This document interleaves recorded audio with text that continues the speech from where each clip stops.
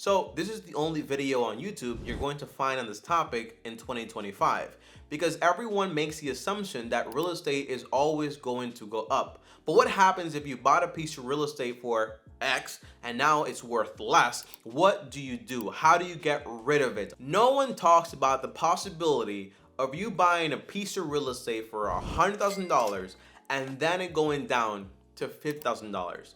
And the main reason no one talks about it is because today everyone thinks that real estate just goes up and up and up and never goes down. And I understand, okay? The last time real estate actually went down and people actually lost their pants was about 17 years ago, and that was in 2008 during the whole mortgage crisis, and that actually happened. But today, I think that something like this is going to happen pretty soon. I can't tell you when exactly, but I can tell you that it's looking like something is going to happen. So that's why I made this video. So this way you have this information and you know exactly how to buy a house correctly so you don't have to worry about it, to what to do if you bought a house and now it's worth less. How do you sell it? How do you get rid of it? What are you supposed to do? In this video, I'm going to give you guys everything you need. Now, number one is, why am I making this video? Well, I'll tell you the honest reason. I've been going on Zillow lately, like I always do, and I've noticed that houses that used to be worth $250,000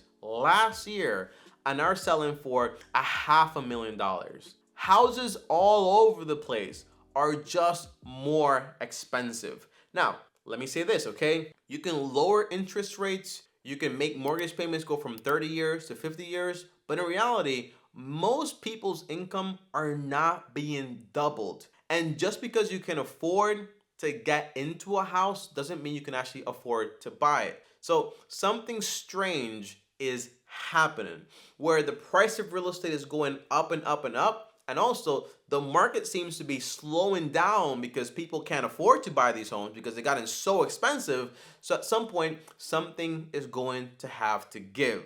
Am I telling you I know exactly when the real estate market is going to crash? The answer is no. But this plan I'm going to give you doesn't really matter if it crashes, because you're going to be buying real estate on your standards, not on basically what they're selling for. So how do you buy a home correctly so you don't become the victim of a market house crash, okay? The answer is, do not rely on banks. That's the first thing you want to do. The big reason why during 2008 so many people basically lost their homes is because they were going to the bank and they were getting qualified for houses that they had no business actually going into. So how do you qualify yourself to make sure the house you're actually buying is a house you can actually afford to pay? The answer is this, okay? You want to follow this very simple rule. It's going to be on a calculator, so it's not a lot of math, but it is a little bit of math, but it's worth you learning because it can save you tons of money and it can also save you from being homeless, okay? So when you go to a bank, usually what they'll do is they'll tell you, I'll qualify you up to 43% of your income.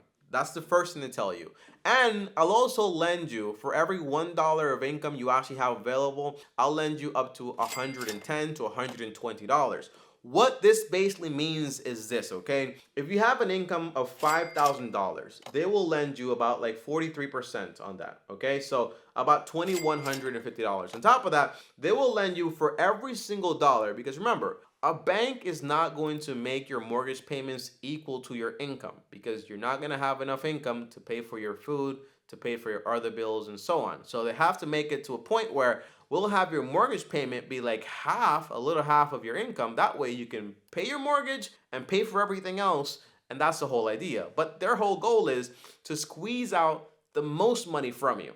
That's what they want, all right? So here's the idea. So if they're willing to lend you up to $2,150 worth on your income, they will lend you about, for every $1, about $110. That's going to be $236,000, even more. So that means if you have an income of like $5,000, you can probably go into a bank and get qualified for a loan of maybe $250,000 or so, which is a crazy amount of money. And that may not seem like a lot of money today because houses are so expensive, but it really is, all right? However, here's how you pre-qualify yourself.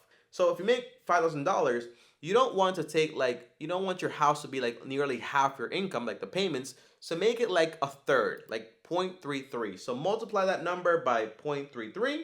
and that's going to give you 1650. And instead of giving you, for example, for every $1 you have, like 110, 120, just do times 90. That means the house you can actually afford is closest to like around $150,000 on a 15-year mortgage. You know what this means? It means that if I go to the bank, I could probably get $100,000 more worth of debt. You don't want to do that. You want to pre-qualify yourself. The math is simple. Just multiply your income by 0.33 and multiply that by around 90. And that's going to give you an estimate of how much house you can actually afford. All right. That is basically it. And if more people had done this during the whole 2008 thing, well, a lot of people wouldn't have issues like paying for their houses because they can make those payments either way. And they would have withstood everything that happened, and they would have seen their house prices go back up to normal or whatever.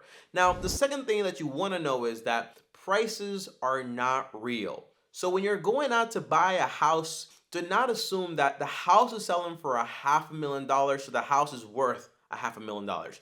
Do not assume that the bank is appraising it for $500,000, so it must be worth $500,000. And also, don't assume that because your agent tells you it's worth that much doesn't mean it's worth that much. Here's what I mean, okay? Whenever I go to look at a property, I look at comps. I look at exactly what houses in that area with similar pieces of land, similar square footage have been selling for, and bedrooms and bathrooms also. What they actually sold for, not what they're selling for currently. So if I see that houses in the area have been selling like sold for 250K, but all of a sudden all the houses are like 500K and there is nothing really big happening, right? Because for example, you can have the value of a home go massively up if there's like a new construction, a new town, or something big is happening. But if there's no reason to have some crazy bump up in value, then what's actually going on? So we actually went to look at a house, and the guy was selling that house for about like $360,000.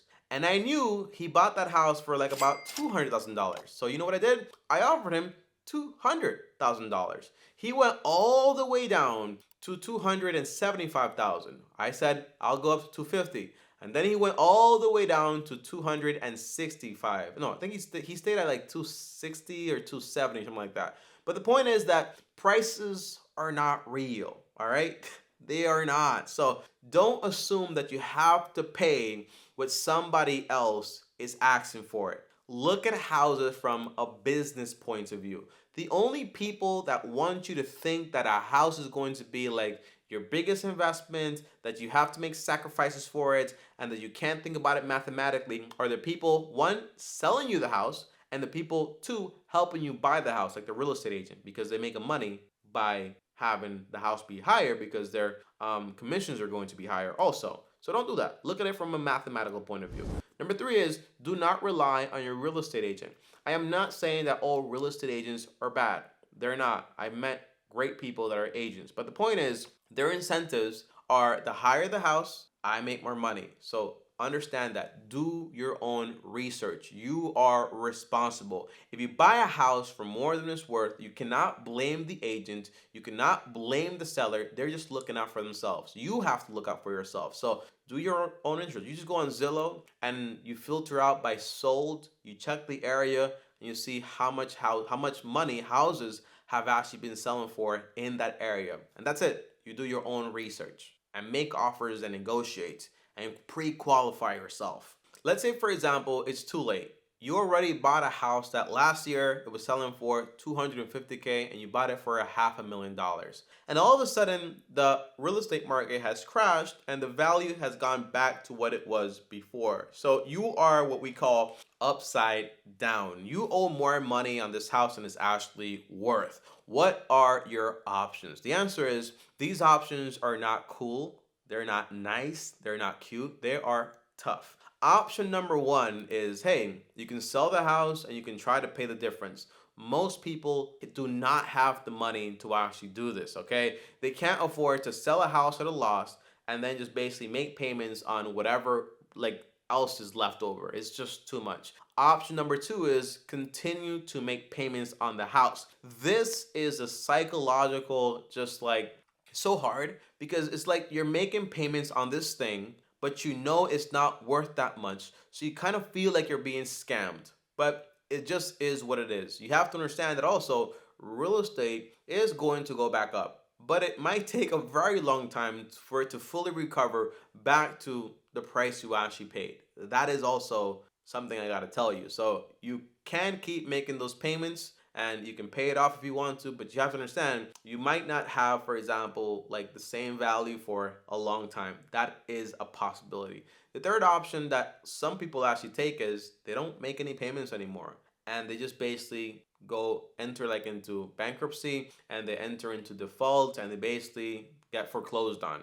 That does happen. I recommend you don't do that because that will ruin you like financially and also like your credibility and also like your credit and so on. And it's not something you want to do because you made the agreement. It doesn't mean because it's not in your favor, now you can just basically default and not pay your debts. That is not a good idea. The truth is that all the options basically suck. That's why I wanted to make such a big point when it comes to when you're buying a house, make sure you can afford the house. Don't worry about what the bank is going to lend you. Don't worry if it's going to be on a 50, 30, 100-year mortgage. Buy a house on a 15-year mortgage where the payments are not going to be more than a third of your monthly income net. That way, you don't have to worry about things like this actually happening. And if the value goes down, doesn't matter, you can keep paying it, you can pay it off, and you can be fully secured. Now, here's some advice I want to give you guys, okay? Here's what you don't want to be doing during this time. There are people right now that they're buying homes for more than they're worth. Some people, here's what they might do. They might go ahead and sell the home, get rid of it, and just go back to renting and buy something they can actually afford. I think that's actually an excellent idea. But don't think that just because you're selling and you're like, but I can't afford anything in the area, the answer is it's okay. If you can't afford something in the area, it's fine to sell and get rid of that trap and wait while you can save up more money or buy something more affordable and so on. But some people, here's what they're doing, okay? They're taking equity loans, basically saying, hey, the property just went up like by double. I have all this money in there, all this value that's stored up. And they take that money and they use it to improve the property or to do a whole bunch of dumb stuff. And guess what? You owe that money now, okay? You owe it and you made your debt worse. Number two is some people are refinancing and doing a cash out refinancing. Basically saying, I owe 250K on this property, but now it's worth more. I'm going to refinance at a lower or a high interest rate. I'm going to take that money, I'm going to do something with it. Do not increase your leverage during these times. And number three is don't stop paying and don't go bankrupt. It will cripple you. Okay, you want to be very careful with that. So if you do find yourself in a situation where you bought a house and now the house is worth less than it's worth, it's gonna be sucky, it's gonna be hard, but these are the options that I found work best.